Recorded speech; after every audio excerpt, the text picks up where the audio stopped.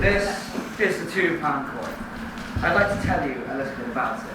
Now, we're all very familiar with the £2 coin that we keep in our pockets and wallets at this day and age. Yeah. Although this wasn't the original £2 coin. There have been other £2 coins before it. In fact, between 1986 and 1996, there were 7 £2 coins.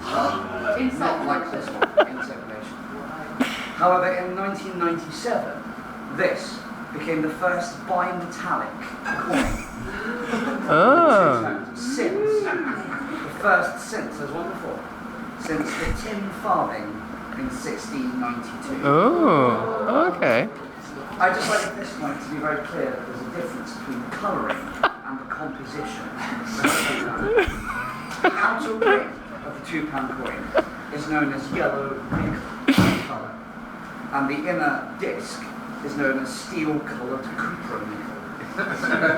However, the composition of the outer yellow nickel ring is actually 76% copper, 20% zinc, and 4% nickel.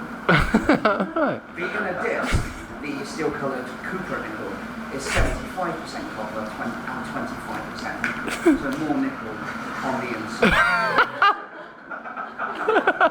The £2 coin weighs 12 grams and is 28.4 millimetres in diameter.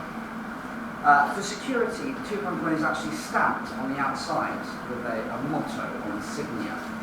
This is to prevent forgery. And what is interesting about this is that it's actually stamped before the centre is put in. So there's actually a 50-50 chance of it being upside down. So the writing sometimes faces towards the Queen and sometimes towards the Canadian coin, which is similar to this, Chris mentioned, it's the toonie, differs slightly in design. So what you do with the the toonie is put it in a freezer, and the centre will actually pop out. The Mint worked quite hard to ensure this wouldn't happen for the £2 coin. The design of the £2 coin was actually trialled in 1994, and they created several sets in the second design. These were never actually legal tender, although they were presented in presentation cases. There was then a second run of these set-up tester coins, which were never released in presentation cases because are much rarer. In 1997, the £2 coin was meant to be released. The Queen's portrait designed by Raphael Macluf, but was delayed until 1998 due to technical difficulties with the forging of the coin, and therefore was released simultaneously with the 1998 portrait of the Queen by Ian Rank Broadley. This isn't actually a regulation £2 coin. On regulation £2 coins, the design represents technical achievement all the way from the Iron Age through to the Industrial Revolution and then the technological internet age of today. This is represented by 19 intersecting cogs. However, due to the odd number of cogs and arrangements of these cogs, this machine wouldn't actually be able to operate except on a Mobius strip. Now, if you're familiar with the Mobius strip was actually discovered in 1858 by August Mobius. It's a mathematical construct of a sculpture which has only one side. In fact, if an ant was to crawl along a Mobius strip, it would crawl over the entire surface area of the strip without ever having crossed an edge and get back to the starting point.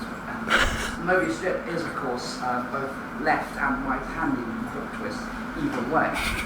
What this represents for the £2 coin is somewhat unclear. Maybe it represents the passing of hand to hand with the handedness.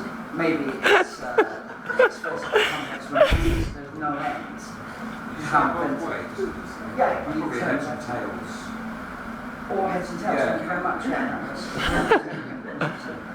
Between 1997 and 2008, there were 353,145,250 £2 coins produced. That's an average of 29 million a year. Of these, there have been 19 special issues of £2 coins to the back. They are the most notable ones are the discovery of DNA, discovery of gunpowder, which of course was discovered by Dr. Nobel, who later won the Nobel Prize because he was ashamed of the he was famous for death. So the former Nobel Prize, so other achievements can be recognised, including the Peace Prize. And of course, the Scottish people, the birth of Robert Burns. Previous unimetallic £2 coins were also produced. These were actually of the same composition of the £1 coin, which was twice the amount of metal. They actually chose a different design, just in case there was ever a change in the cost of metals. It would kind of buffer them against it, and if they ever need to change a £1 coin, they could keep the £2 coin as it was. There are notable designs for the £2 coin unimetallic versions. At the end of World War II, the centenary of the Scottish claim of right, and I'd just like to close the fact that this year's coin, the 2010 year, celebrates 150 years of nursing and the birth of Florence Nightingale. Does anybody have any questions? Yeah, you mentioned Maynooth and Rank's portraits of the Queen. Is there any truth in the rumour that the 2012 Olympic £2 coin is going to feature Rolf Harris's portrait of the Queen on the head side? No.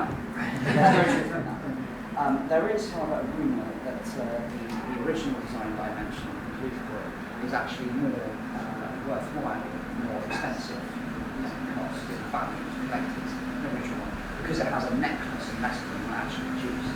This is not true, and a coin collector will actually tell you that the necklace queen is just the same amount of value as the monument. Can you be sure of that? What was the necklace made of? Was it diamonds? Well, it's a portrait, it's not made of anything, it's made of nibble. Is it true that there is a £5 coin, and if so, how many were produced? Well, this is actually £2 coins, so I don't have it. £5 coin tomorrow? It is true. If people want to do a £5 coin tomorrow, I'll do £5 coin and £5 note together. Yes, please. All in favour say aye. Aye. John? Well, including the £5 one, I reckon there's 8 other coins and 4 days left of the festival. Could we have twice daily? Just so we can have a full set. Well, I think you could probably count the 1, 2 Jews together. Oh. The You undermining the 1 and 2 G's history. Could you put the 20 and 50 together because they're polygonal? No, What was the initial public reaction to the introduction of the £2 coin into circulation? Some sceptical. I mean, the decision to make a £2 coin actually came mainly from kind of metallic reserve kind of problems. I mean, what if there's prices and types of metal that were produced, and of course, the weight issue carrying 5 £1 coins. It's actually a lot more different than £2. What's the standard amount of £2 coins to have in a money bag when you go cash in the bank? £2 coins. £20 worth. Plastic bags, £20. Thank you. So that's 10. Is it true that Lady Gaga is going to have a £2 coin hat made for her next UK tour? Okay, well, thank you very much everyone. It's the end of the lecture.